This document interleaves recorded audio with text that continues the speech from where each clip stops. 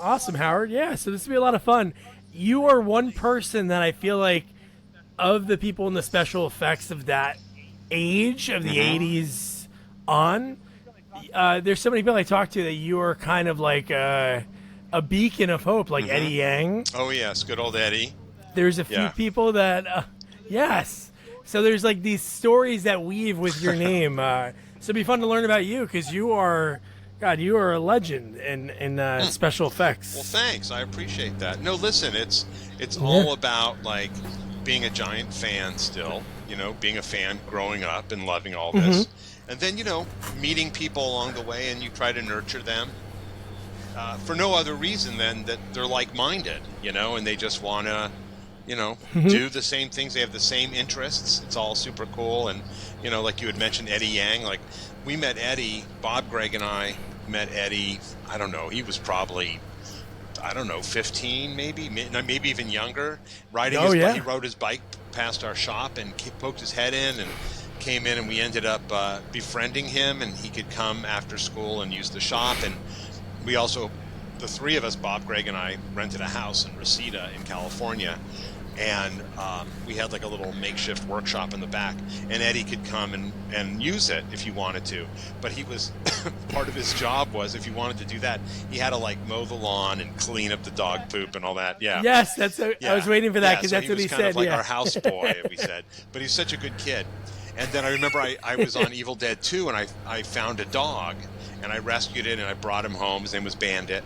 Cute dog. And so anyhow, Bandit was in the backyard, and Eddie came to mow the lawn and left the gate open, and Bandit ran away.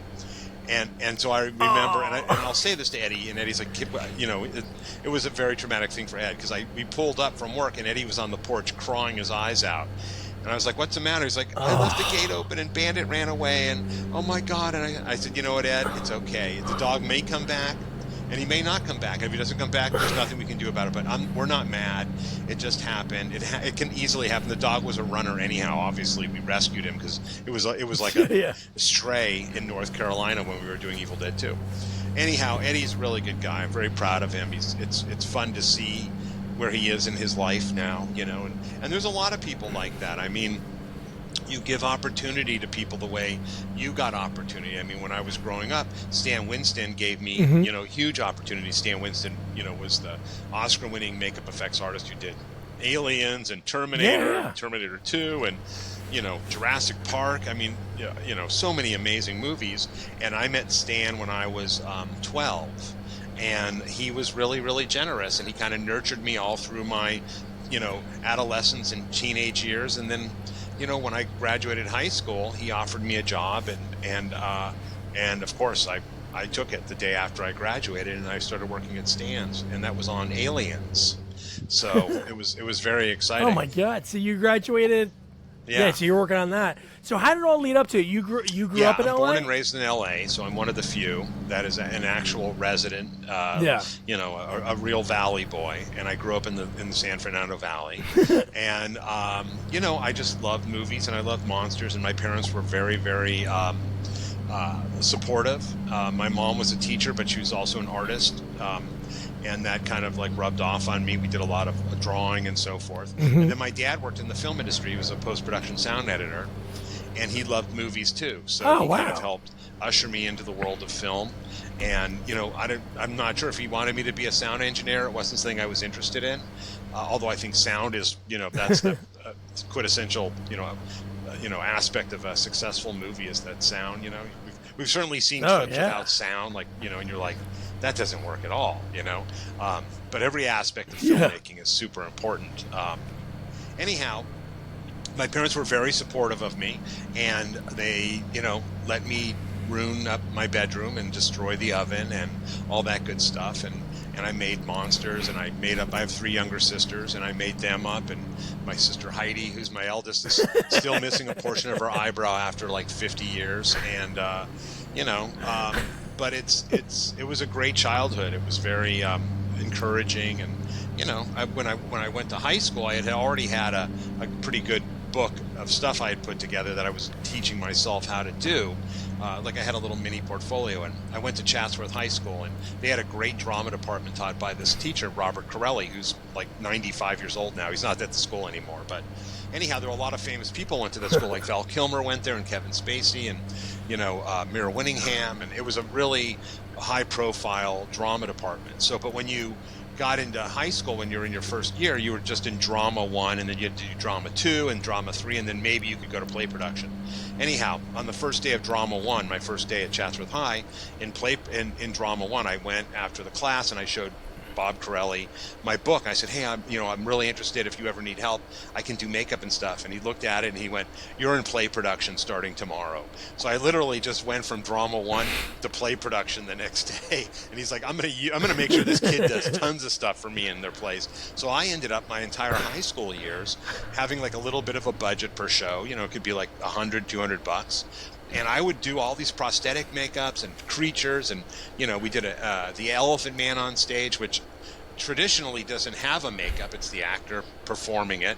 But Bob was like, Yeah. hey, let's do the Elephant Man, and you could do the makeup. And I'm like, absolutely. So it was a really great training ground. So I got to experiment and teach myself how to do prosthetics, and that just prepared me. Everything prepared me for when I got out of high school and started working professionally for like Stan Winston and Rick Baker and Kevin Yeager and Mark Shostrom and John Beekler. So, Alan Apone. So there was a whole bunch of people, before I started working, or before we started KNB FX Group, Bob Kurtzman, Greg Nicotero, and myself, I worked for like 6 or 7 years for other people, which was incredible. And it was all different tasks. I wasn't like one of the main guys. I was like a mold maker, or doing whatever I needed to do that day, and it was just a giant learning experience. And at Stan's, I got to do a lot of different things. So, I started off as a mold maker and then running foam rubber. Like myself and a friend of mine, Shannon Shea, we ran all the foam for Predator. So we ran all the suits, all the hands, we got to. Oh, nice. Stan just gave us great opportunity. And back then in the 80s, you kind of saw stuff from A to Z. Nowadays, things are a little departmentalized. It's like, okay, sculpting department, mold making department, painting department.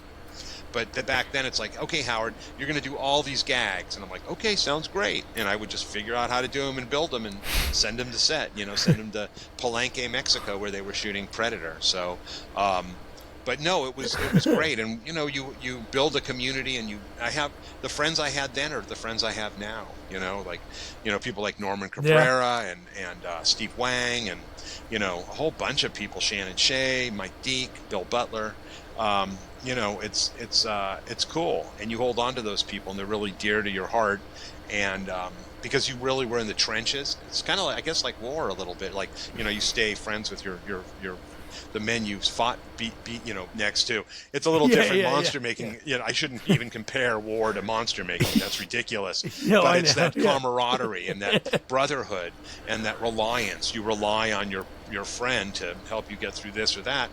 And it's a great partnership and great great community, and that's what I love the most. Is about the camaraderie and the community is my favorite thing. Yeah, it seems like the special effects world, not saying other departments are not like that, but it just seems with that everyone has worked with each other or know each other like within it. But how did you get connected with Stan? So was it through your dad? Did your dad do a movie for him or know him, or you just went somewhere? I was looking through like the Yellow Pages, and back then everybody was in the Yellow Pages, and it was shortly after the Star Wars Holiday Special, and I saw Stan's name on the credit. So I'm like, Stan Winston, he's got to be in L.A. somewhere. So I looked it up, and he was like 2 miles from my house in Northridge. So I called, and I said, hi, my name's Howard Berger. I really love this stuff, and I'd love to come visit if that's okay. And Stan said, yeah, you can come visit on this day, da-da-da-da-da. So I packed up a box full of shit, and it was all crap. And I took the bus from my house down to Stan's on Parthenia in Tampa. It was about a 15-minute, 20-minute bus drive. Got out, walked, and knocked on the door, went inside, met Stan, and it was great. And he was so nice, and he showed me around, and the thing I regret is he said, "Do you have any questions?" And I was so terrified and so nervous. I just said, "No, I don't have any questions." He's like, "You have no questions." I'm like, "Nope, no questions." Meanwhile, my head was swimming with questions. I just didn't want to bug him and put him out. Years and years and years later, it's like I have in the same position where people come to visit. I'm like, "Do you have any questions?" No, I'm okay. I'm like, "Please ask the questions. I know you have questions." I had questions I didn't ask him. I was in your position, So I mean, and that's how I got to meet Stan, and it's a similar way how I got to meet Rick Baker. Is that, Rick I knew lived in Los Angeles, lived in North Hollywood in the Valley, but I looked in the Yellow Pages, and there wasn't a Rick Baker in there. Anyhow, a movie came out called The Incredible Shrinking Woman, and in there, Rick worked on it, and he's credited, Rick Baker, but he also plays a part. He plays Sidney the gorilla, but it's credited as Richard A. Baker, and I'm like, Richard A. Baker, and there it was, Richard A. Baker in the Yellow Pages on Hortense in North Hollywood. And so I called the house, and really nervous because I'm a massive Rick Baker fan, and a woman answered. It was his then wife, Elaine, and anyhow, she said, "Well, Rick isn't here. He's at the shop, but I'll take a message." But I then called, and she said, "Feel free to call back another time, and maybe he'll be here." So I took that as, "Hey, call every night you want and see if Rick is here." So I called like for 6 months straight until Elaine said, "Okay." I talked to Rick, and he said, "Call him at the shop." And I was like, "Holy shit!" So I was persistence and stupidity, and they go hand in hand. And I called, and I was so nervous. My heart was pounding out of my chest, and I could not catch my breath. And Rick's like, "Just calm down.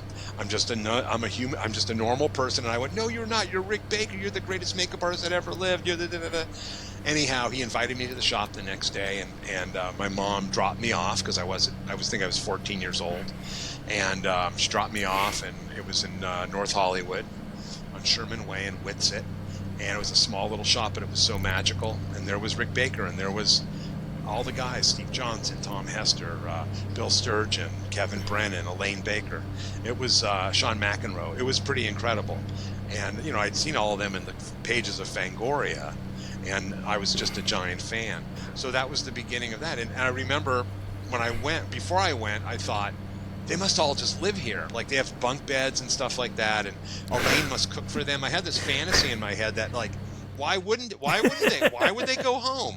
Why? It's the Rick Bakers. I would live there forever. Yeah. So years and years and years, actually not a lot of years later, as a matter of fact, it was about a month ago, I was having lunch with Rick, and I said, "Did I ever tell you, when I first came to visit you when I was like 14 years old, I thought everyone that worked at the shop, you guys had bunk beds, and you all just lived there, and Elaine made all the food," and he just started laughing. He's like, "Are you kidding?" And I'm like, "No, I totally believed it." Like, you guys were in Fangoria, it was Baker's Half Dozen article, and I was like, they must all just be there. And he's like, "No, not at all." He's like, "I had to find stuff for Elaine to do.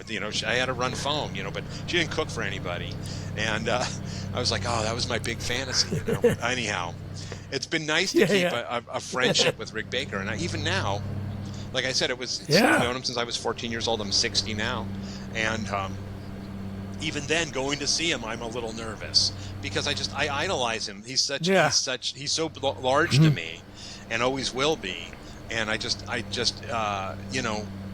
respect and I'm so humbled to be by him and with him. And he meant so much to me. He still means so much to me. I mean, he's such a huge inspiration. If you go to his Instagram page, he's always doing super cool stuff, and it's really inspiring. Oh, yeah. So he's just a cool dude. All these guys are just awesome people. Yeah, and they're pushing the limits. Like what Rick did was like taking it to the next level, and then he taught the next generation to do the same thing. So just the way he learned. So when was the first time you were on set? Was it Ghoulies or Trancers? Yeah, it was. The first time I went to set, I was working at John Beekler's. Let me think. It wasn't Ghoulies. Nice. It probably was. Yeah, it probably was Trancers. And we were shooting at the Panorama Mall in Panorama City. And I think it's like a demilitarized zone now. And but we shot the scene where like a Santa Claus turns into a Trancer and attacks Tim Tomlinson and all. And I would think maybe that was like one of my first, or maybe even, I know what, I'm even going to step back a little bit. My first time on set actually was a Ronnie James Dio video called Last in Line that Don Coscarelli was directing. That's what it was. And we shot it at A&M Records, which is now the Henson building. It's right on Fairfax. Oh, wow. And so we shot that, and we did a whole bunch of makeups. We shot it in 2 days. It was on, I think it was on a Saturday and Sunday. And Ronnie James Dio was so nice and so cool. And all of us, of course, were so excited because it was Don Coscarelli. It's the guy that directed Phantasm, you know, and we all love Phantasm. So he was super cool and, you know, really nice. And it was a whole bunch of us. It was Everett Burrell, John Volich, myself, Cleve Hall, Chris Biggs. There were so many of us that got to go to set and apply all these makeups. Mitch Devane. And it was so fun. But we were so burned out. We never stopped. We shot straight for 2 days, rather. And I was like, ooh, this is rough. And I was like, you know, 18 years old. And I'm like, oh, this is really, really tiring. So, but then John Buechler gave us a lot of opportunity to do stuff at the shop. And, you know, John's stuff wasn't always the best, but it also wasn't the worst. And we had the opportunity to learn. Yeah. We definitely learned from mistakes because we made mistakes continually there. And John was a really good guy and really gave us a lot of trust and let us just go and make cool stuff, you know, the best stuff we could, you know, within the limitations. So, but yeah, no, it was great. I always liked set work. Now it's my favorite thing. I love set work. But yeah, I feel very lucky to be able to do all that early on in my career. Yeah, and you worked with, like you said, you worked with so many different people, like learning, like working with Stan, Rick, John, and even on Day of the Dead. So you worked with Tom Savini. I'm sure you worked with that. Was a big thing. You know, I mean, I had never met Tom before, and I got a call to go work on Day of the Dead. Again, I was super young, and it was kind of like, I think I was 19 years old, and I'd never been on location. And John Volich was on the movie. And they needed two other people. So John's like, hey, let's hire my friends Howard and Everett. So we flew out to Pittsburgh and we worked on the movie, and it was really outstanding. And that's where I met Greg Nicotero and became, you know, lifelong friends. Yeah. Oh, yeah, really? That's where I met Greg. That's the seminal moment 19, for you guys. He was 20. And this was his first movie, and he was Tom's assistant on the film, and also got a part in it. Because he was such a cute guy, I guess, and all the girls loved him. So he played, what was it? Sven B. Johnson, Sergeant, or, you know, Private Sven B. Johnson, or whatever. Anyhow, it was really, really fun. And we met, you know, again, you meet these guys and you're in the trenches and in the film trenches, and you stick with them forever. And I'm very close to Tom. I was just in Pittsburgh a month ago with Greg. We went to go do a zombie convention there at the Monroeville Mall, and so I spent the weekend with Tom, and it was so nice. And I just love the guy. He's got the sweetest heart, and great guy. Savini is really a special person. So, but again, I got to work with really magnificent people and learn a lot, and, you know, watch how people conducted business and learn what to do and what not to do. So, you know, I mean, I love that you just said that, Howard. That is like I don't know where I first heard that, but that is the phrase. Like, no matter anything you ever do in life, you learn from someone what to do or what not to do. It's like such a simple concept. Yeah, it's like such a simple concept, but it's so true. You see somebody doing something wrong, it's not like, oh man, that guy's so bad. It's like, I know not to do that. And I know how, when I run my crew one day, how I talk to them, work with them, plan things out. So it's always good to be able to, you're right. to do that. Yeah. So to Tom, real quick, a quick anecdote about Tom. So I interviewed Joe Castro, who does special effects. He does them on more like independent horror movies, and he did the same thing. He grew up in small town in Texas. He called Tom Savini, Yellow Pages, called him, and he like helped him out and walked him through things by phone. Like, how it's so cool that people, obviously nowadays it wouldn't be that safe to have your number out there and all that information, but it's like back in the day it was like, because people just didn't do that, I guess. Maybe they didn't get a lot of phone calls because nobody had like, you know, who started that was Dick Smith. Dick Smith was the guy who would give you his number and like, you can call me, you know, anytime you need, but don't call me between 6 and 7 because that's when I have dinner. And so you knew never to call Dick during 6 and 7, and, you know, New York time. And but Dick was always there to lend a hand. I mean, I have a giant book of all the notes Dick Smith sent me when I was growing up, and past that, you know, and I would ask Dick questions, and he would write me a big letter and send me like, Howard, here's the blood formula. Okay, this is how you would do, you know, smooth on bladders, or this is how I would break this down, or I would send him photos, and I'm like, trying to do this and trying to figure this out. How would you do it? You know, can you give me some suggestions? He would respond right away, or he'd call you and walk you through it. I know with Savini, you know, I asked Tom once, I said, what was the most challenging thing you ever did? And he said Fluffy was the most challenging thing, because he had never built a mechanical, you know, puppet head, you know, that an actor wears. And he reached out to Rob Bottin, and this was about the time The Howling came out, and Rob on the phone walked him through how to build a mechanical head. And that's how Tom learned. That's how Tom learned how to do Fluffy, because he's like, I don't know how the hell to do this. But Rob was really, really forthcoming. I mean, there were times I needed help on something. There's a gag in Evil Dead 2 where these vines go into Cassie's face. And I was like, I wonder how Rick did that on Squirm. So I called Rick, and he walked me through the whole thing. And I'm like, oh, that sounds cool. So I did it exactly the way Rick did it, and it worked out perfect, you know. And you have to share the information. There's no secrets. You know, for a little while, long time ago, that's a trade secret. There's no secrets. You know, if you're going to pass the baton, which we all are, teach people properly, you know, and let people learn. But learning from your mistakes is a big thing. I've learned so much from my mistakes. It's like, I'm never going to do that again, you know. Whoops, that was a bad idea. Or, you know, I've even, the dumbest thing, it's like I'll be doing a makeup, and let's say I dip my finger into like black makeup, and I go to touch an actor, and there's black shit on the guy's face, and I'm like, oh man, that was, I'll always make sure to check my hands, you know, that was stupid. And I'm like, okay, so now how do I fix this? But you always find a way, and you know, you figure it out. We're all also, you know, inventors and innovators, and it's all about problem solving. So that's a huge part of our job, is problem solving every day. Yeah, no, that's a great thing you just brought up. I was going to ask you at the end, but just given, like, obviously you've been doing this for on your own before you were doing it professionally. You know, now it's almost 41. How many years? I've been professionally doing this for 41 years. Yeah. Professionally. So is it, when you look back at your films, not like you're sitting there, you have a lot of credits, not like, hey, let me turn on Invasion USA or Night of the Creeps, or it's not like you're going to do that openly, but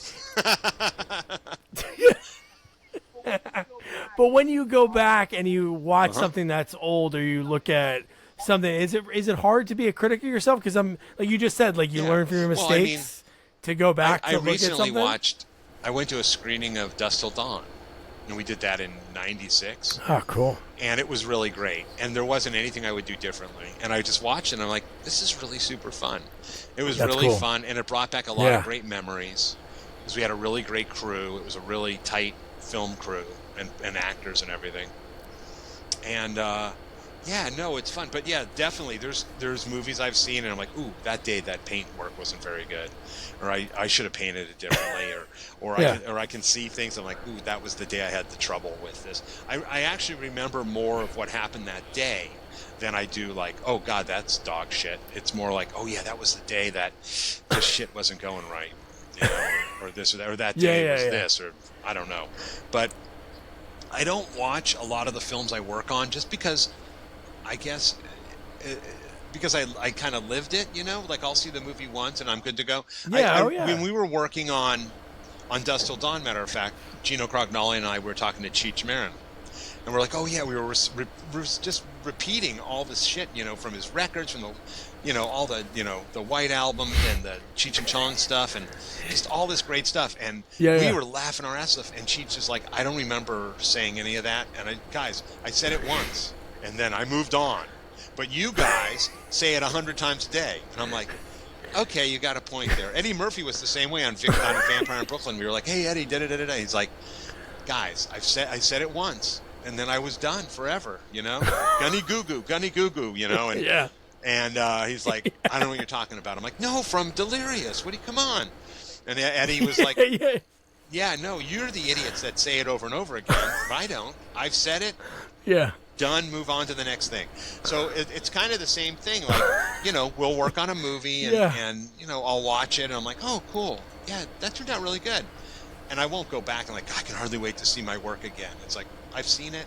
I get more thrills out of other people, you know, what other people think. And, you know, if they like it or like, oh, that was really, really cool, or that was all right. Or that didn't work at all. And I'm like, yeah, I know that didn't work at all, right? That was a fail. So you just have to have, you have to have perspective, you know? You have to look in the mirror. You can't, I mean, I remember, well, I don't remember. I recently was listening to an interview on a Mark Maron show, which I love Mark Maron. And he had, he's awesome. Yeah, me too. And he had Michael Mann. And every movie that Mark brought up, Michael Mann's like, yeah, it's a great movie. And after the interview, you know, Mark wrapped it up. He's like, so Michael Mann thinks every movie he made is great. And I'm like, no perspective whatsoever. Because he has made great movies, but he's also made some real bad movies too. But it was just funny. Every movie that Mark brought up, Michael was like, oh, it's the greatest movie. Yeah, great film. That movie's fantastic. I'm like, Black Box is fantastic? I don't think so. But anyhow, you have to have perspective. And believe me, there's a ton of movies that we have worked on that are complete dog shit.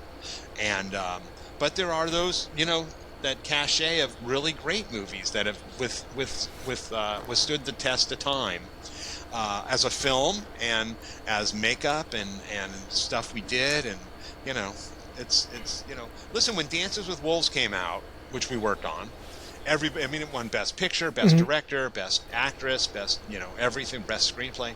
Everybody loved it, and we were so proud, as we should be. But watch that movie today and you're like, whoa, what? And like, what's with Kevin's lace mustache? It's almost falling off. And why is their hair like so 80s? And Mary McDonald's hair is like feathered. And like, yeah, I don't think that was it in 1857. But, you know, call me crazy. But whatever, man. It was just part of the times. And you don't catch it then. But now watch it now and you're like, holy mother of Lord. Oh, yeah. When you're away from it and you're looking at, definitely. When you're in it, it's hard to see any negatives because you're like trying to get it done, and then you're on the boat, you know. I mean, you're like, you know, you're on that ship, you know, and you're sailing away, and you're like, this is going to be great. We're going to do a great job, because every single movie that's made, the best intentions are always put forward. No one plans like, this is going to be the biggest piece of crap, everyone. It's like, this is going to be great. You always hear the same when you're at your first production meeting. The first AD goes, all right, guys, we got a great script, great director, great cast. We're going to have fun. As soon as they say that, we're going to have fun, I'm like, this is going to be the shit show of shit shows. Because it's like, we create our own fun on set, but I don't need the AD department to make this fun. And then when the first AD says it, I'm like, oh no, he just doomed us. And then it just becomes just such a labor of love and such a hardship. It's like, you know, Klaus Kinski dragging that goddamn boat up a hill for that Werner Herzog movie. I feel like that's what every movie is. And I've got to get that boat over that hill somehow. And but you know, after you're done, you're like, that kicked my ass. And there's plenty of those too, because I work a lot with Peter Berg, who I adore to no end. And matter of fact, I have a show coming out in, I think, end of November, beginning of December, called American Primeval on Netflix. It's a big giant Western we did with Pete. Oh, sweet. And that kicked my ass. But it was so rewarding. And every movie I do with Pete Berg, which has been about 9 at this point, I'm in the middle of it going, I think I'm going to die. I never want to do this again. And at the end of the show, I'm like, that was so much fun. This was so great. I love Pete Berg. I would work with that guy any day of the week, which I would. If Pete called me right now and said, hey, I'm going to shoot a movie in my backyard, I would zip over there. I'm like, what are we doing? I brought blood. What are we doing? He's a great guy, but those movies awesome. Are hard, man. It's you know, I mean, I've had, you know, easy movies, but I've had way more difficult, like, adventures. I just call them adventures. They're adventures because they are, and they bust your ass and break your back. But at the end of the day, you're like, that was so great, you know, because you did, you know, you reached the top of Mount Everest, you know, with certain directors, like be it Pete Berg or be it Quentin Tarantino or Joe Carnahan, or, you know, those guys are really tough directors, and they really, really, really push you. Whenever I work with Pete, I'm like, going back to Pete Berg boot camp. There we go. I'm going to get my ass handed to me. And every movie I work with Pete, I lose like 60 pounds, because it's always like, we're going to climb up that fucking hill. I'm doing it. You're doing it. I'm like, all right, I guess I'm climbing up a hill every single day. And, you know, at the end of the show, you're like in the best shape of your life. And it's like, And then you come home, you get a little fat, and like, I need to film with Pete Berg to get back in shape. Yeah. But that's where you said like the innovator, Yeah. inventor, because I'm sure the director is like, all right, here's this thing I want to do, and you're like, you can do it, right? And you're like, Yeah. yeah. And then you leave the office and you're like, I don't know what I don't know what to do right now, but I'm gonna figure it out. Absolutely. And so that's what's and cool about even on that and the no, special even effects. on set, man, that's the same thing. Like Pete, using Pete Berg as an example, because Pete pulls stuff out of thin air. All right, I need this and this and this, and I'm like, okay. And then I walk off set and I go to the crew, and because you never panic on set, or you go like, we can't do that. I would never say no to Pete Berg. I'm always like, okay, let me just figure it out. And I'll walk off set, think about it, and I'll brainstorm with the guys in the trailer, and we come up with something cool, bring it to set. Half the time Pete's like, no, it's too gory. Howard, come on, it's too much. You know how I am with that. And I'm like, come on, don't be a baby. We're going to shoot it and use whatever you want, And I'll force him into like some pretty heavy-duty shit. But you do that. Same with Quentin on Kill Bill. There wasn't a plan for the House of Blue Leaves. I mean, there was a plan, but I mean, every day we would show up at 7 a.m. We'd go to the main area. Quentin and Master Wu, who was the stunt coordinator, and his team would rehearse the first part of the day, and I'd sit there with Chris Nelson and Jake McKinnon, who were on my crew, and I'd write down everything that was going to happen. Okay, guy gets his head chopped off, arm gets shot, guy gets split in half, da-da-da. And then after the meeting, after the walkthrough, I'd go to Quentin. I'm like, okay, so just so I know, this is what we're looking at for today, and we got to do this and this and this. And I'm like, well, we don't have a split body, but I'll come up with something. So when is that going to shoot? He's like, oh, you have plenty of time. That's not till after lunch. And I'm like, oh, okay, plenty of time. I'd go to Chris and Jake. I'm like, okay, so. And they would start building something. I'd go to set and watch set. Jake and Chris were upstairs working on stuff. Lunch came, time to shoot it, and it's prominently in the film. It's when Uma brings the sword down and that body just goes and blood is spraying everywhere. That was made like in 4 hours. We just had to pull that out of our ass, wild. literally. And but that was fun. And working with Quentin is so rewarding because he kicks the shit out of you every day, but you leave feeling great. It's like you ran a marathon. It's like, man, we did it. Yeah. This is so great. It was so much fun today. And, and Quentin really appreciates the hard work. He sees when people work hard. And that's why we've been working, KNB has been working with Quentin since day one, since Reservoir Dogs, because he knows we put the work and effort into it. And Greg Nicotero has done more movies with Quentin than I have. I've done 3 movies with Quentin, and then Greg's done the majority of them. Also splitting it with Jake Garber and Carrie Jones. But it's always been under K&B's flag. So, but Quentin always calls us, and we're loyal to him, and he's loyal to us, and that's a really awesome thing. That's awesome. How'd you meet him? Was it just through? Did you know him, or did Greg know him? We knew Quentin before Quentin was famous. So we knew Quentin. We met Quentin at a barbecue. A friend of ours, Scott Spiegel, who co-wrote Evil Dead, and he wrote and directed the first K&B movie that we worked on called Intruder, also known as Night Crew. It has 2 names. Anyhow, so Quentin was always at these barbecues. Scotty would have these at his house in Hollywood on Sundays, and we'd go. And we all started hanging out. We go to the movie, go see the new art, go see the new John Woo movie together, or go eat somewhere or whatever. We all became friends. So Bob Kurtzman, who was the K in K&B, he wrote an outline, like a 20-page outline for this movie called From Dusk Till Dawn. And he's like, I got to hire a writer, somebody who's a good writer. He's like, and I'm like, yeah, that's probably a good idea because you're not really a writer, but you can find somebody. And he's like, what do you think about Quentin? I'm like, yeah, sure. Now Quentin he was writing scripts, but he wasn't anybody. He's still working at the video store. So Bob approaches Quentin, and Quentin's up for the task. And Quentin says, okay, well, I want to get paid $1,500. And if I ever make a movie, you guys do the effects for me for free, or for cost. And we're like, okay, sounds good. Yeah. And so Greg wrote a check out of the K&B account for $1,500 because we were, a fledgling company. We didn't have a lot of money personally. And so we paid Quentin that. And then, we weren't really sure if Quentin was ever going to direct a movie. And then one day he called and he's like, hey, I'm calling in the other half of the deal. I'm going to do this movie and I need you guys to do it. So Bob, since the deal was really with Bob went to set and did it. So it was, make some makeups and all the blood and stuff like that. And that movie turned out to be Reservoir Dogs. So, so one thing led to another, led to another, led to another. So here was a guy who nobody gave a shit about. He got really bad notes on his scripts from studio readers. And then one day he makes a movie. Lawrence Bender was the producer on it, and Lawrence raised the money to make that movie and get Harvey Keitel and, the cast and so forth. And then the next day, Quentin was the biggest thing in Hollywood. And everything that the reviewers, the studio script reviewers sent him which was like, you can't do 2 movies in one, you're telling non-linear stories, that's not how it works. That became the fashion, and it was like Quentin redefined screenwriting single-handedly. He really did. Yeah. I think like he's one of the most innovative and people in the film industry. He completely changed how you write movies, which really is there's no rules, and he just did what he wanted to do, and he made a movie. Actually, all his movies are movies that he wants to see.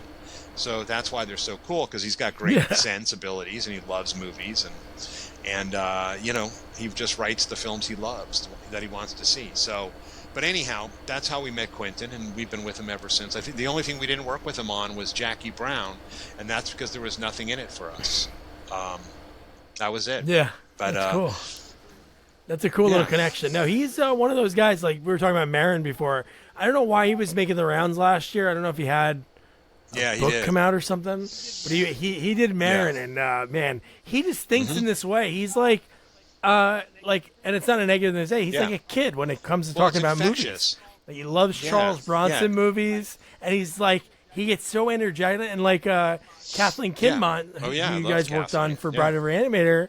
Yeah, she loved you guys because she had to sit in that chair for so long, and she was saying how just what a grueling process that was. But she was in acting classes when she was, because of her mom, she wanted to start acting at like 16, 17, and Quentin was in the same acting class. No, Quentin is his enthusiasm is infectious, and Quentin, on top of being a great writer, a great filmmaker, he's a great author. So he's written 2 books. He wrote the novelization of Once Upon a Time in Hollywood, which is fantastic. Oh, that's cool. And it's not a novelization. It's like to me, it's more of a continuation.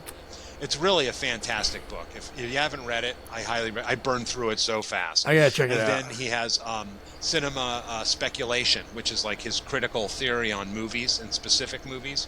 I'm reading it. I'm like, yes, that's exactly what I think. Yes, that's exactly. And I'm like, God damn it! And and Quentin has a podcast too with Roger Avery's, which is really, really great. Oh, and they, cool! They check pick that out. movies and they, talk about them and all that good stuff. So, he's just a really interesting guy. And that was one of my favorite things working with Quentin, is just sitting and listening to him, because we would finish shooting and then all go out to dinner, and of course, Quentin always had things to say, and I would just sit and listen and just suck it in, and just I got so much more knowledge, and just like hearing what he says and the way he sees it, because he sees things very differently than most people, and I really appreciate that.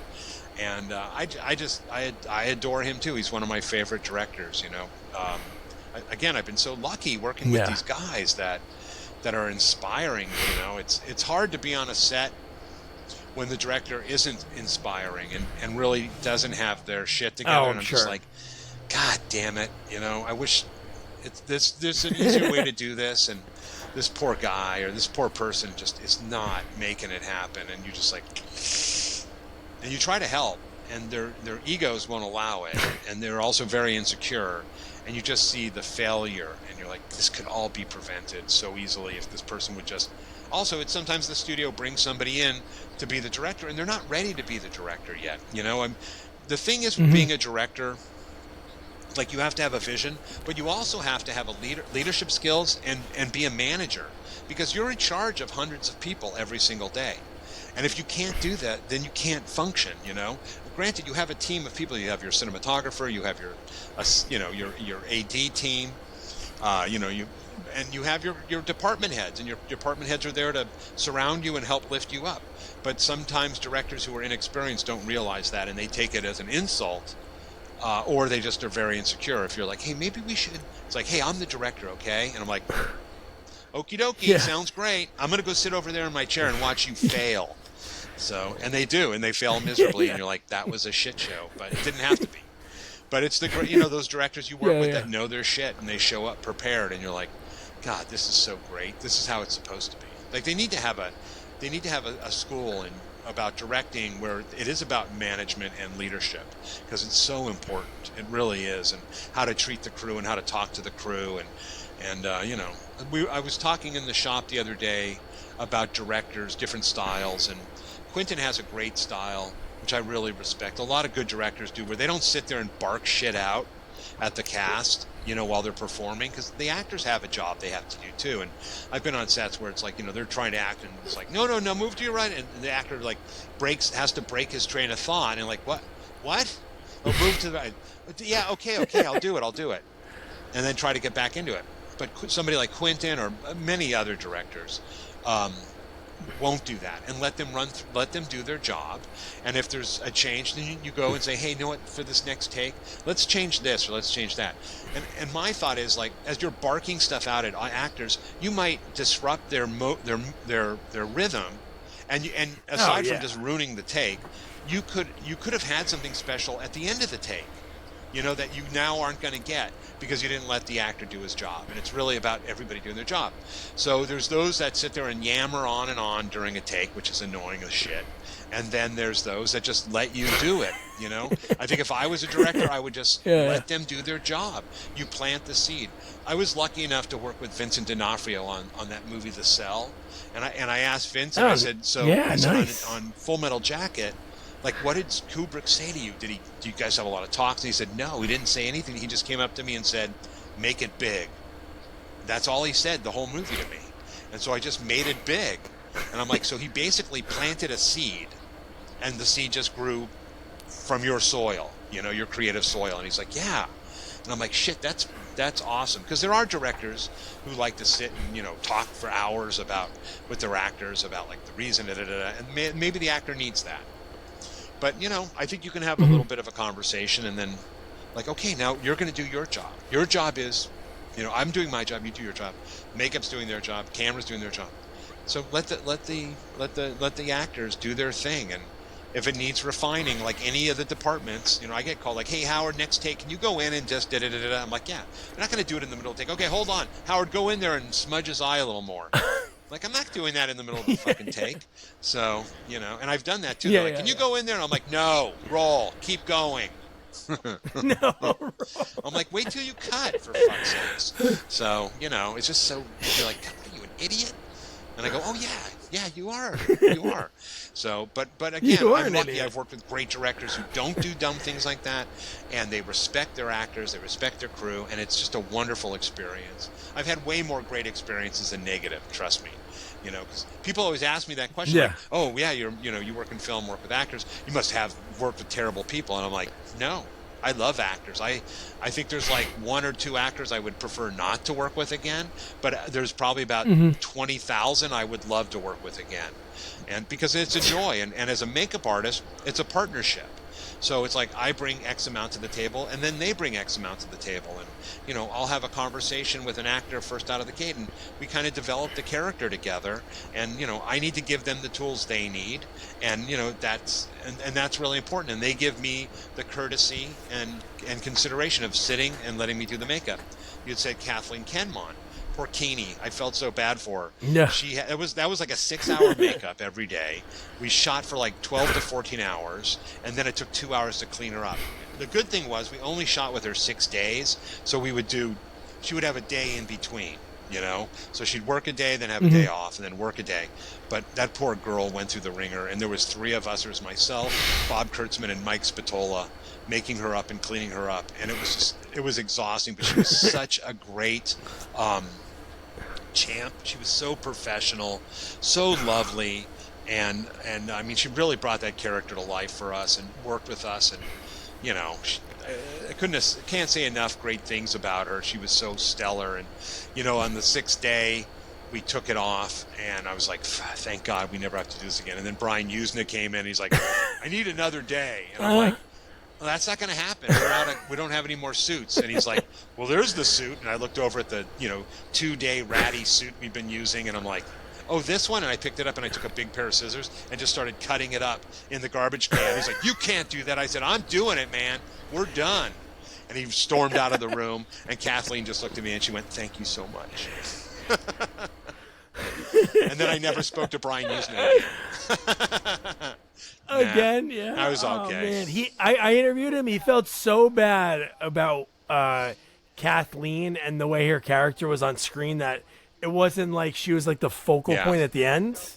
So he when he did Return of the Living Dead 3, he made it the female as like the hero from that. But yeah, man, that's grueling makeup that you went through. Show. Yeah. So in your career, obviously in the beginning, you're working on all these amazing people, you're learning so much. When was the first time you think that, I'm sure there's maybe a few like touchstone moments of this, but that you did something that was so important in the movie? Was it like working on Freddy? Like, because you headed that for Dream Master? Yeah, Nightmare 4, I was working for Kevin Yeager. And Kevin asked me to apply the makeup. So I was just applying this beautiful makeup that Kevin Yeager designed and created. And so, you know, that was a lot of fun. But, that's a good question, man. I think maybe the first time I was like, holy shit, that turned out really amazing. And it really makes the movie work. Probably Predator, to tell you the truth. Because we were all working on Monster Squad at Stan's. And then one day, Arnold came in with... Oh, nice. You worked on Monster Squad? Or?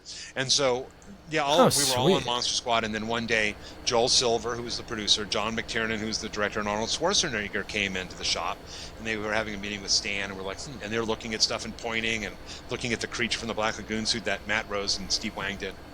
And then, they left, and then later that day, Stan grabbed myself, Shannon Shea, Grant Arndt, Bob Kurtzman, Steve and Matt, and said, okay, we're going to do this movie called Predator. They've already shot it, but we got to build a monster in a month and a half.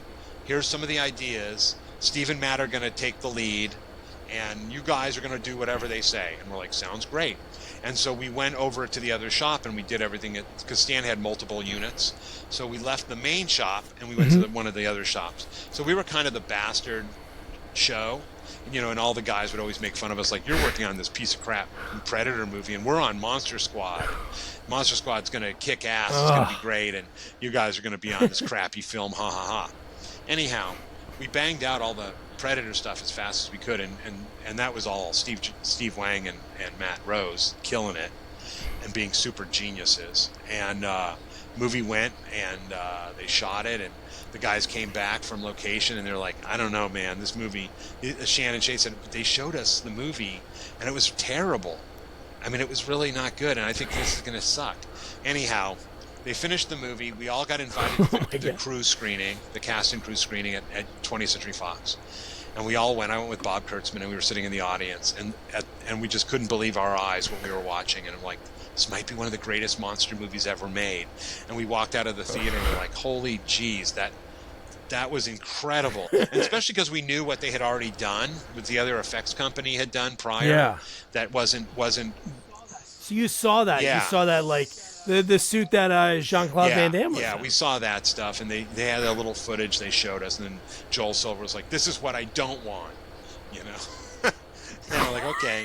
And, the thing is, when they came back from Mexico, they had, 2 weeks of shooting green screen. So I got to go to set for that. That was fun. And so it was it was myself and Shannon Shea and Matt and Steve, and I think one or two Brian Simpson. But anyhow, we went to set and we shot 2 weeks of Predator stuff. And my job at the end of the day was to get Kevin Peter Hall, who played the Predator, out of it. And then I had a Jeep at that time, and I would put the top down and I'd throw all the shit into the back of my Jeep and drive home and let it air out. And then I had a dehumidifier in one of my bathrooms in my apartment, and I would bring it in and put all the stuff in there, and it would dehumidify while I was sleeping. And then I'd get up.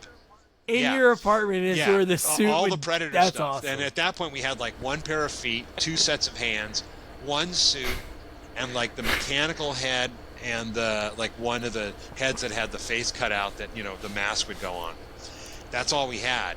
Everything else got trashed, and they weren't going to pay any more money to to do it. And we had some gags we shot, like Bill Duke getting shot in the head and all that stuff.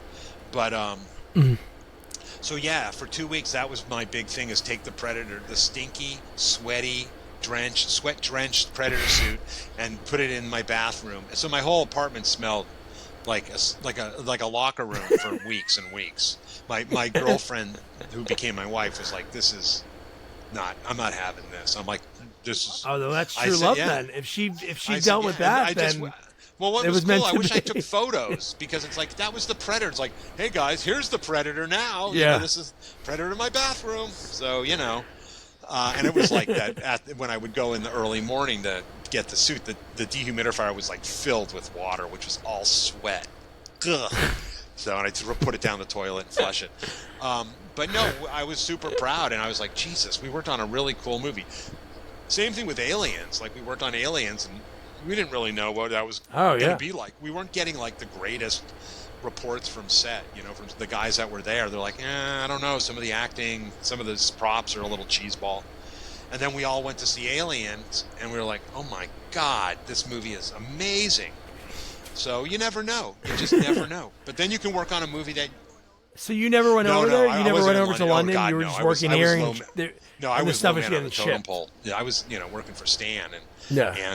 no, I was like on the night crew with Bob Kurtzman and Rick Lazzarini, because since they were in London, they were 8 hours ahead of us. So Stan always wanted people in the shop. Oh, that's true. Yeah. So Rick Lazzarini, myself, and Bob took the night crew, and we'd be working at night. So if Stan needed something, or any of the guys needed something, they could call the shop, and we'd be there, instead of like 8 hours later getting the message when we come in. And we could have been working on it right away and shipping it out first thing in the morning.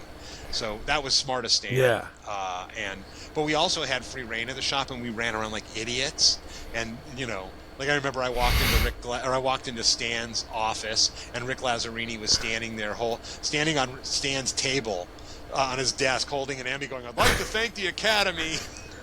I mean, it was just the three of us, and we were like, "Woohoo!" Acting like a bunch of idiots at 3 in the morning in Stan Winston's shop, on Parthenia in Tampa. But but you think back, like, the shop's not there anymore, of course, but the building is. And recently I went over there just to drive by, and like all these memories like just hit me like a giant bunch of bricks, and it really hit my heart big time. And I just felt all these memories and how much I loved it. And I went in the back, where we shot that. You've seen that mock-up of the Queen Alien we did with cardboard and garbage bags and all that stuff. We had it up on the crane. Oh yeah, which is wild. So, and I was looking at it, and I'm like, right there. People pass here every day. They have no idea the amazing things that were done in this parking lot or in this shop. And and it was closed at the time. It's now like a T-shirt printing place. But I want to go back over, and go inside and like, can I just walk around? I'm sorry, I used to work here. Can I just take a look? Yeah. But it's always interesting. I'm very nostalgic about things like that, just because those moments were so important to me. Those places, to me, still hold the essence and the spirit of the things we did and the people that were there. And especially with Stan not being here anymore. That shop is really, to me, that's the Stan Winston shop for me. He moved into a giant shop in Van Nuys, which I never worked at. I think I visited like 3 times. But the Parthenia Tampa shop, that was the shop where I grew up. And that space is really... Yeah. I mean, if it ever came up for rent, I'd go rent it and just sit in there. And just like go, yep, this was Stan's office. Can I rent this for a month? Right here is where we did the Queen Alien. Right here is where the Terminator was done. Stuff like that. Because I think... and Carlo Rambaldi, who created the mechanical aspect of the alien head for the movie Alien, with and built E.T. and of course the aliens from Close Encounters.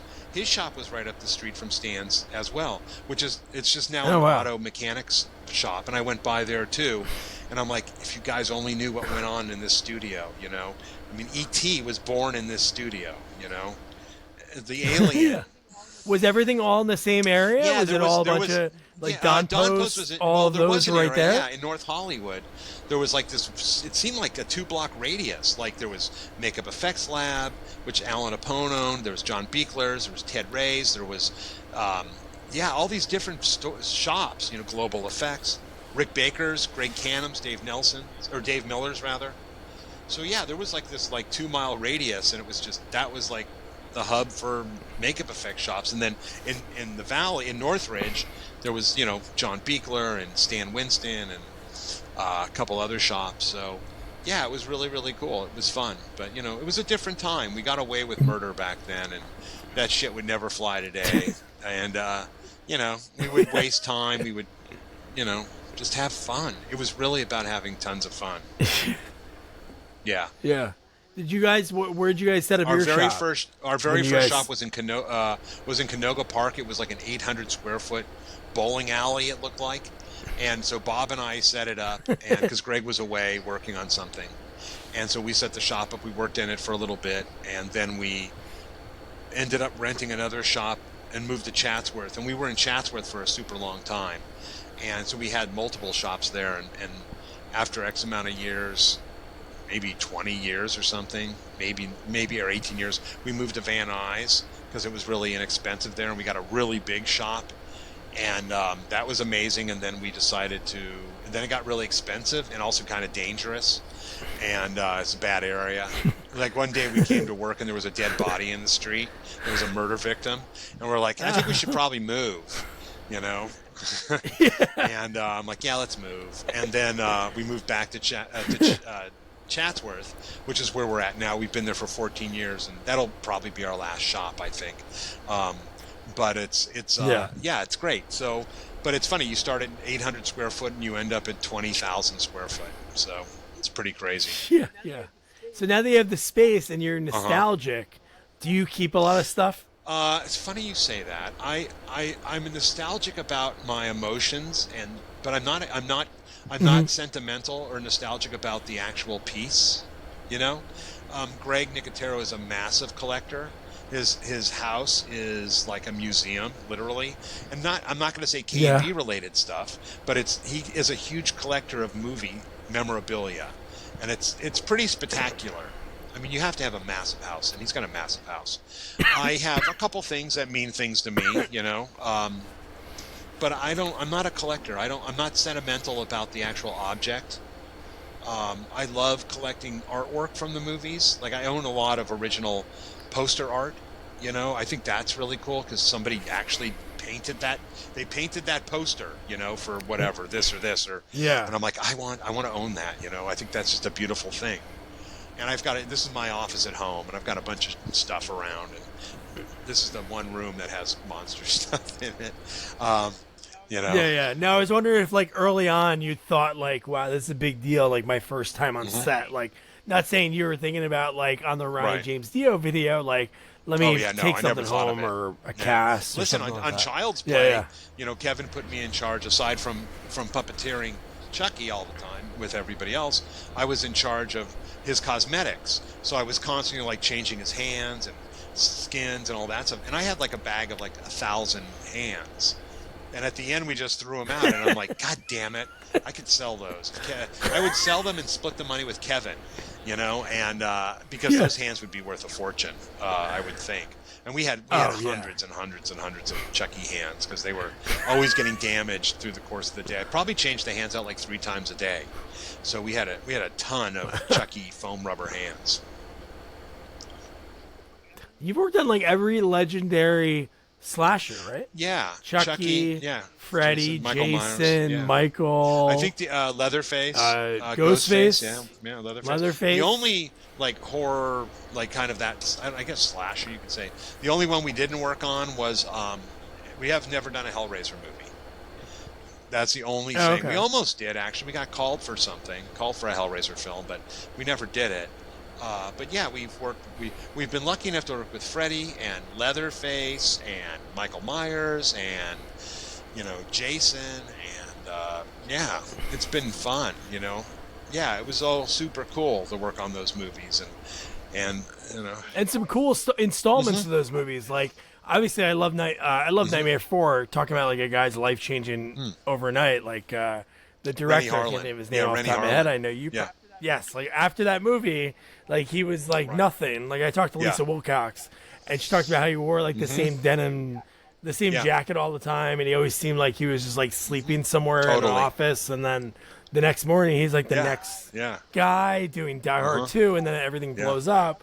But like like New Nightmare is such a different, like, for a guy like Wes Craven that kind of like invented the genre in a sense, and then he like reinvents it. Like, all right, well, we're gonna make it that it's like Freddy's like a movie, but he's actually like, it's such a different way to like retell the story. I agree. Yeah. And it was a good way to bring Heather Langenkamp back, and Robert, not as Freddy, And it was weird seeing Robert in the movie as like Robert. Yeah. It was like, it was very cool, and that was a fun movie to work on. I enjoyed that, and working with Wes was always really nice. I mean, I was lucky to be on set with Wes quite a bit because I was on set with him for Vampire in Brooklyn and the original Scream and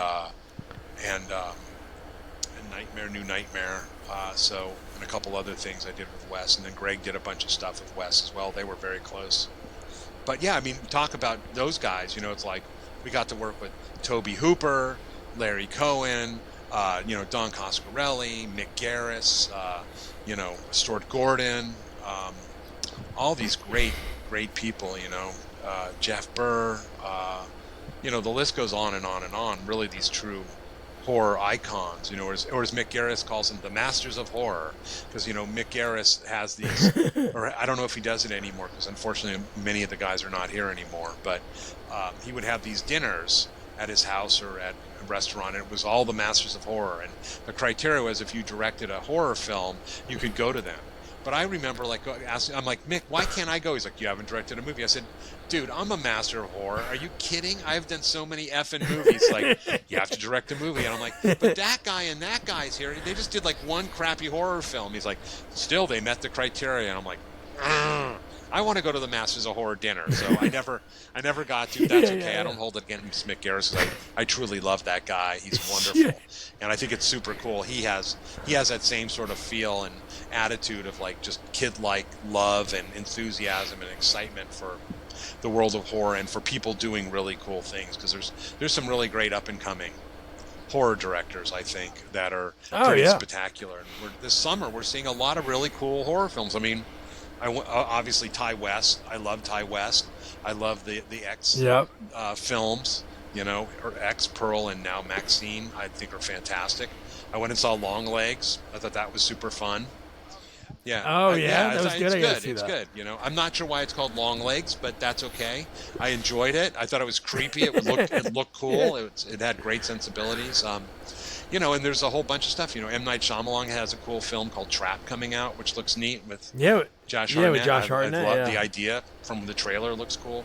But yeah, there's a ton of horror movies, and that makes me excited. I mean, last year we had great stuff. We had, Talk to Me, which I thought was excellent, and another film out of Argentina called When Evil Lurks, which was scary as all hell. That film's scary as shit.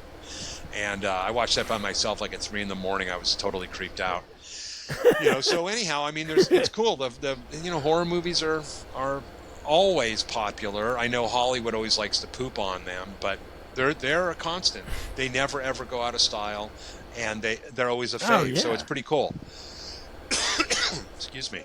Yeah, one of the I'm gonna. It's always funny whenever I talk to people and they have a ton of credits. I always mention sometimes the movie that they probably never get asked about. But it's just like when you're a kid and you get a VHS tape, like my dad was a garbage man, so people used to throw that stuff out. So he'd like if a video store went out of business, and one that I remember me and my buddies, every sleepover I bring it was Dr. Giggles. Oh, Dr. Giggles. I always like the catchline. The doctor is insane. The doctor is out of his mind. Yes. That was, Greg Nicotero did all the set work on that with Gino Crognoli, and Manny Cotto, who has passed away sadly last year, wrote and directed it. And Dr. Giggles is something, and we thought they were going to do more. I mean, Larry Drake, who played Dr. Giggles, was like signed for like 3 or 4 more Dr. Giggles films. And I don't know what happened. It just did not catch on when it came out, and it didn't happen again. But we had a really, really good time doing it. Larry Drake was super, super kind. He came to the shop because we had to live cast him and all that, and it was super fun. But yes, people, I like meeting people who really love the stuff we used to do. You know, the older movies, the old school stuff, because it's easy to go, I love Walking Dead. It's like, okay, yeah, it's been on for 14 years. You know, that's a little bit. It's become a little bit of horror 101 these days. You know, like you meet someone like, oh, I'm a huge horror fan. I'm like, what are your favorite horror films? Well, I love The Exorcist, The Shining, and Rosemary's Baby. And I'm like, okay, so then when you're not Googling horror movies, what are your favorite horror films? And it's like, those are that's horror 101. And I think like, and God love Walking Dead. It has helped KNB stay afloat for 14 years. It's a wonderful show to work on. And and having Greg Nicotero so involved with it has been a joy. But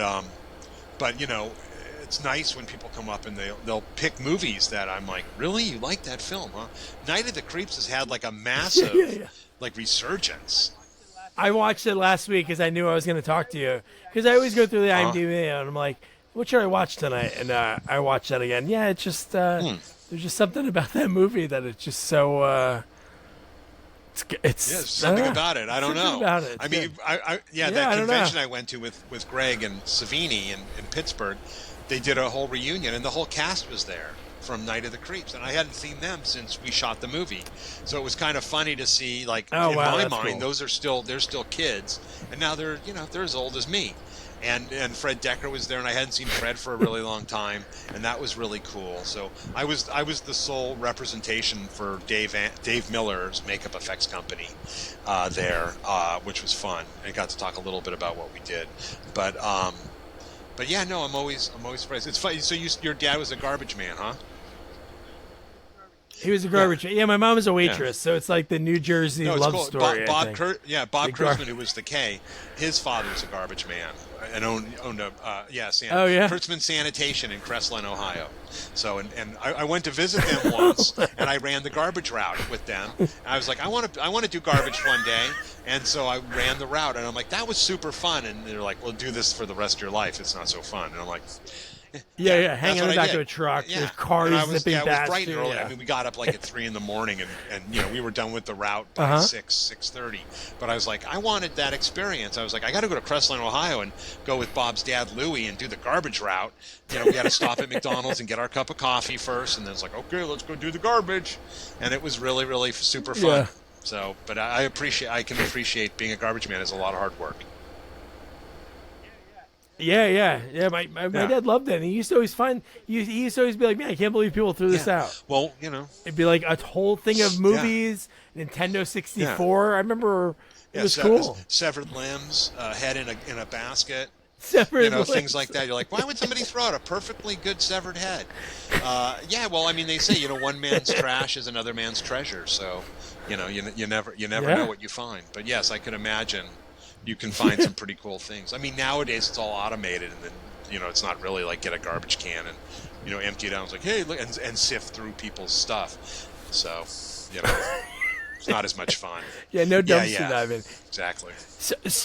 So I always like to ask. This has been so much fun. Again, I love finding out like the journey to the first credit and the early parts of the career, because obviously you're super busy. I'm sure there's a ton of shows that, like you said, you had a meeting today. So I'm sure there's like. You have a lot of stuff that's coming out soon, even just this year alone.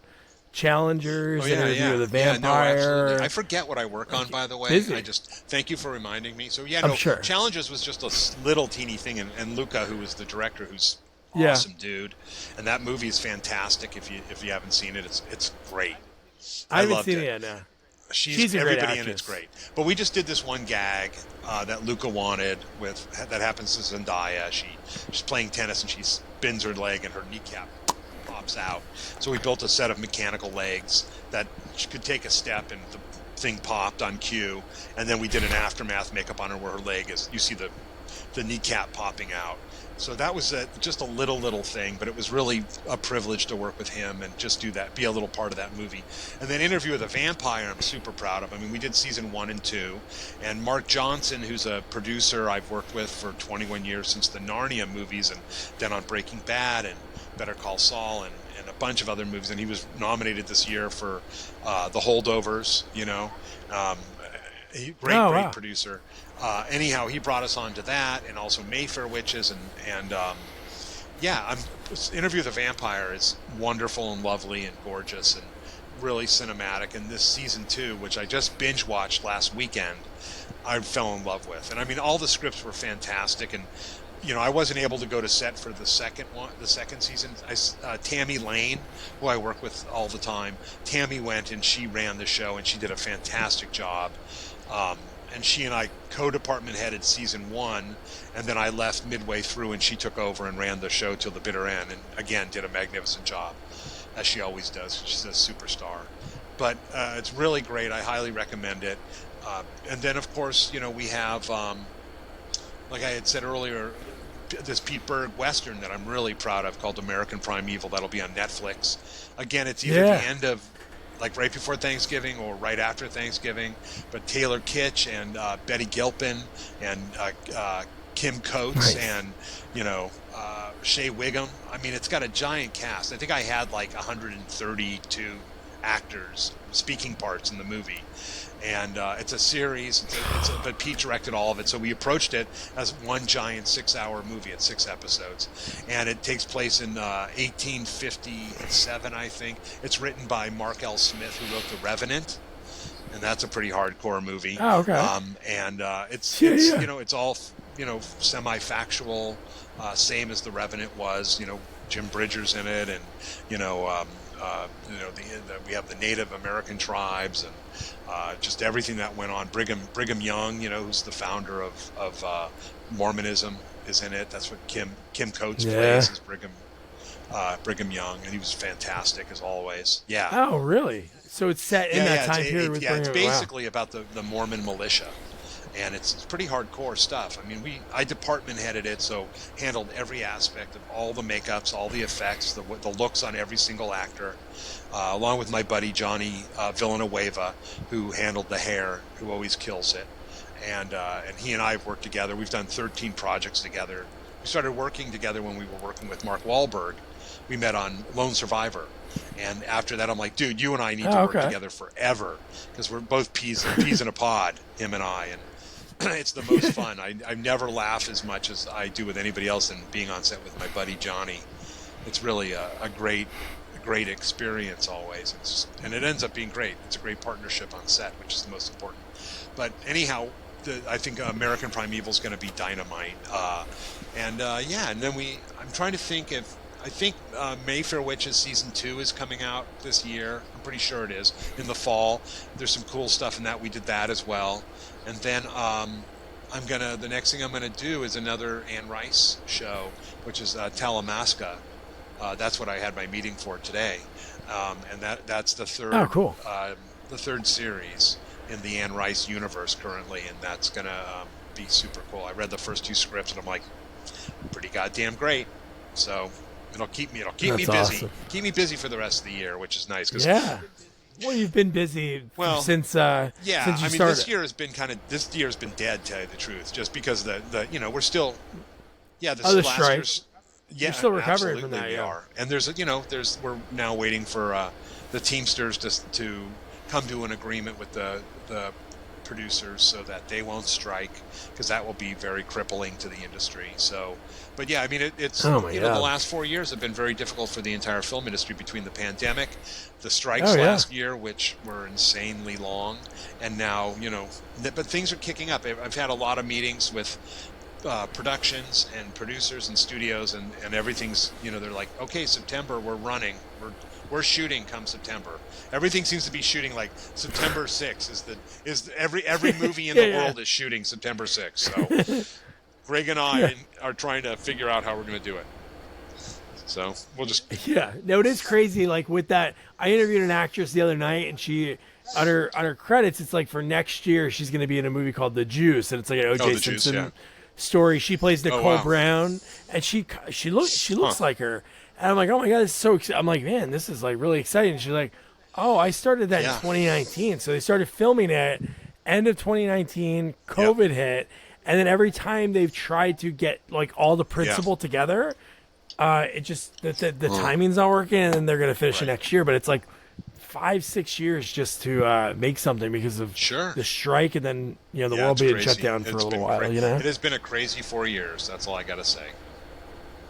So Yeah. So sure. two more questions. This has been so great.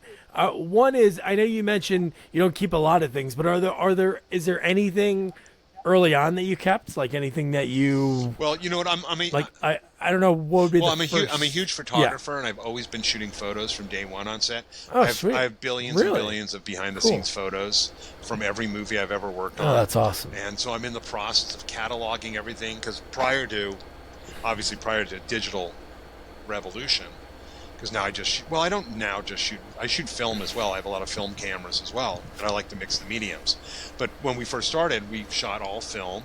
So over Christmas, I organized all the pictures we had at KNB, which were thousands upon thousands, and I put them all in their own individual movie slots. And so now we know, where everything is.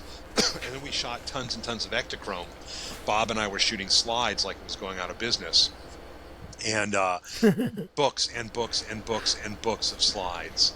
So those are the things I hold on to. And art, things we've done for films, that I really like, things that I was involved with. I'll keep the designs, the original designs, we were lucky enough to be able to hire Bernie Wrightson, on a couple shows. And there was he did a show that I was supervising, and I kept a couple of the original pieces he gave me, which to me mean the world, and I just think they're wonderful and beautiful, and they're Bernie Wrightson, for God's sakes. So that's cool. But no, I don't. I'm looking around. I don't really have any props. I don't really keep anything from the movies that I work on. No. Yeah. Yeah. It's good you can do that, because what are you going to do with it? I collect other people's shit. I mean, at my office, at my studio, I have behind me is this giant cabinet, and it's filled with like all my friends' sculptures and things and this and that, and I'm like, that's cool. That's cool. You're totally supporting them, and it inspires me. I'm like, this is so cool. Look at this. I don't need to have stuff that I've worked on or what have you. It doesn't matter to me. And again, anything I've done, it's on film. So if I want to revisit it, I either have photos or I can watch the movie. So I don't need to have these are all my creatures that I built. They're all my friends. I'm like, I'm good. Yeah. I'm good. And it's just stuff. My wife just. Unless you had the Predator in your bathroom. Well, that's different. If you had like a 2.5 bath. I wish I was smarter then. I'd be like, I'm going to keep one of these Predator suits in my bathroom forever. I'll sell it in 40 years and I'll make some money on it. I just like other people's stuff. Like in this is my home office, and I've got a couple paintings from some of my friends that I've done. Some my friend Mark Tavares, I've got a couple paintings of his, and Scott Stoddard, who's another brilliant artist. I've got some of his, and I like collecting and photos. I like collecting photos of great moments and things that mean something to me. That's what's important to me. Not the physical prop, but just the memories are super. Yeah, important. no, totally. No, yeah, I agree. Now, was your dad still in the industry? Like when you were going into it? He was. Like when you were 18, he was still in it? He was still in it. He passed away in 1991, so we were just gearing up because we started KNB in 1988, and we were just starting to gear up, and so I had just finished Army of Darkness, and he worked on Army of Darkness in the post-production, so it was kind of cool that he got the job.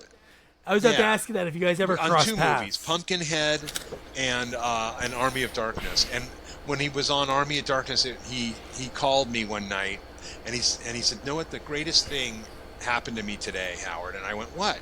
And he said, "Well, I'm working on Army of Darkness with your friends, and then they said, 'Hey, you're Howard Berger's father, right?'"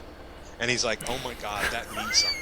Opposed to like, "Hey, Howard Berger's your kid," or whatever. But the fact that he was associated with me, and they're like, "Oh, you're Howard Berger's dad," and my dad was over the moon. He was like, "That was the coolest thing. Like, that means that there's something about you, Howard, that they like, and that you've done a good job, and that they're, you're their point of reference." And I'm like, "Oh, and hey, there's his dad." Post like, this is hi, that's my kid, But it was really, and it was special to me too. And I think it was Bruce Campbell who said that to my dad, because he was there doing sound effects stuff. And I remember my dad calling me and it's like, "We got to come up with these bones." And Bruce wants, I'm like, "No, have him use these and do this." And I said, "Put Bruce on the phone. Bruce, you know better. Just do this. And for breaking stuff, get some celery." And he's like, "Oh yeah, that's right, buddy. I forgot about that." It's like, it's been a while. And I'm like, okay. But my dad was in the business. I say this to my wife. If I had one wish, it would be to spend a day right now with my dad so he could see Yeah. everything, and see where I'm at in my career, in my life, with my children, with my beautiful wife, Miriam, with my involvement with the Academy of Motion Pictures, which is massive. I put a book out a couple of years ago called Masters of Makeup Effects, which is a great book. I'm writing another book now called Making Monsters, which will be out next September Sweet. 14th, 2025, and it's awesome. But you can now order on Amazon Masters of Makeup Effects. It's been out, came out in 2022, Sweet. and it's a great book. It's rather awesome, and it has nothing to do with me, but it has to do with the world of makeup effects, and amazing interviews with 70 iconic artists and filmmakers about makeup effects in movies. So anyhow, so that's on Amazon. You can buy it on Amazon, and it's super fun.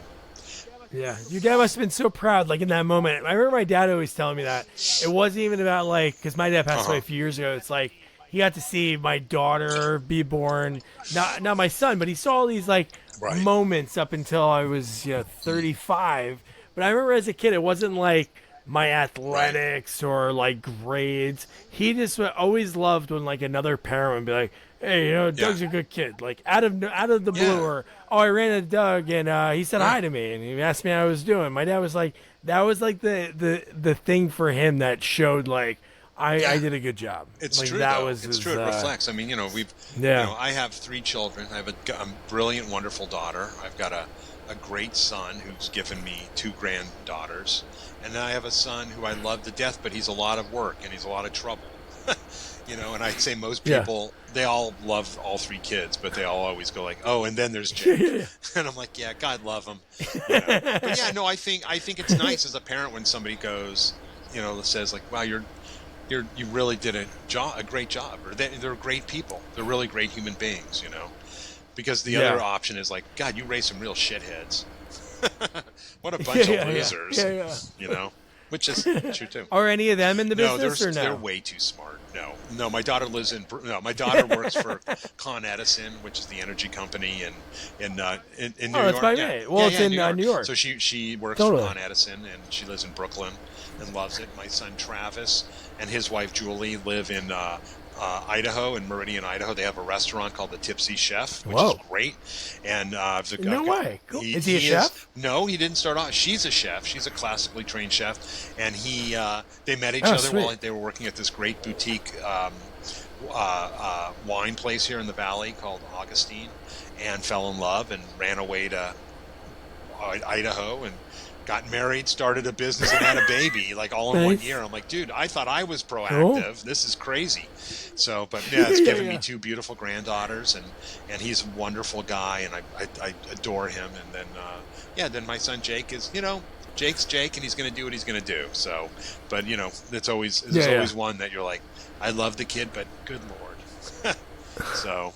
Wild card, yeah. I think my son's going to be a wild card. Yeah. My daughter was a saint. My son is like, can I jump off of this? Or can I climb this or throw this? But no, I had a nice place to travel. I lived in Oregon for 4 or 5 years. I only drove through Idaho, like the times we left to Jersey and come back. But it was nice. All good. He loves cool. it. I mean, I would lose my mind, but he's all good. I go to when we go to visit, my wife and I go to visit. That's perfect. We go for a couple days. I'm good to go. Yeah. Yeah. Totally. Yeah. And last question: did you know the ending of The Mist when you guys were on set? You knew that? Yeah. Yeah, because it was a big battle. So I mean, Greg. Again, that's a Greg Nick to do that, right? The studio did not want to do that, and they were really opposed to Frank's concept.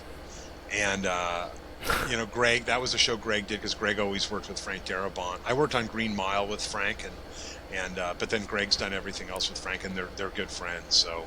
Obviously, Walking Dead. Cool. I talked to Sadler, who worked with him a lot, and I interviewed Ron Schmidt. Awesome. So, we talked about the end of that movie and how it was like that they told the parents like, we're gonna do this thing, but we're not gonna tell your son.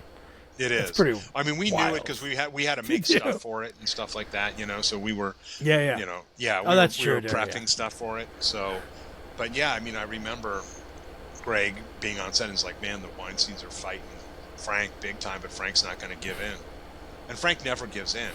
because he knows what's best.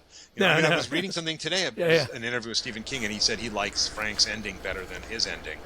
He thinks what Frank did was really outstanding. And I agree. I think if it had a happy ending, it would be like, what? But it's a horrible, horrible ending. It's really gutting. And not that I love that movie.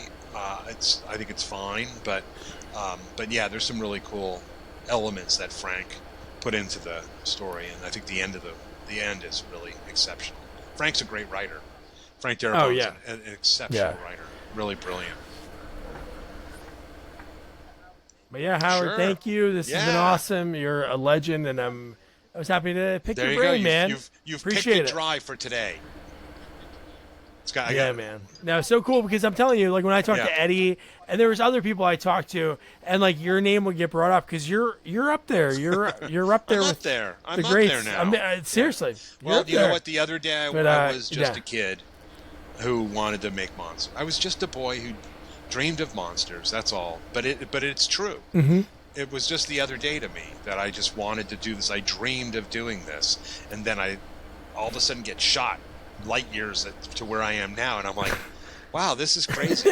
I'm doing this. I've done so much, but still, I'm doing it. It still goes back to that, that little kid who just had a giant dream, and I'm like, I just love this so much. I don't want to do anything else. There's no other option. So I just had a plan A, and that was that. Thank God it worked out. I was screwed. Well, thanks, man. Howard. Thanks, Doug. You take care, all right? All right.